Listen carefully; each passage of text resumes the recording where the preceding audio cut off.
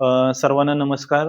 कोल्हापूर जिल्ह्यामध्ये IOCL, HPCL आणि BPCLचे जे आपले पेट्रोल पंप आहे, त्या पेट्रोल पंपवरती कंटिन्युअस पेट्रोलचा सप्लाय जो आहे, आवश्यकतेनुसार सुरू आहे.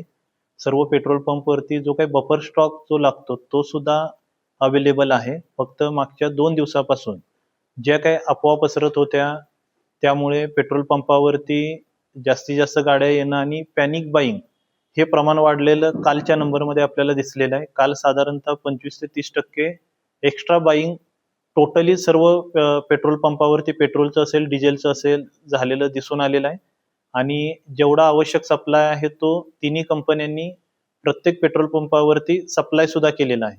माझं सर्व कोल्हापूरकरांना नम्र आव्हान आहे की पेट्रोल आणि डिझेलचा साठा पूर्ण आपल्या देशभरामध्ये, आपल्या राज्यामधील सर्व जिल्ह्यांमध्ये साठा आहे. जे आवश्यक आहे तसा साठा ही सप्लाय चेन आहे ती सुद्धा कंटिन्युअसली सप्लाय करत आहे. कोणत्याही अफवांवरती विश्वास न ठेवता आपण पॅनिक बाईंग करू नये. आपल्याला आवश्यक आहे तसंच पेट्रोलची, डिझेलची खरेदी आपण करावी आणि त्यानुसारच आपण पेट्रोल पंपावरती यावं.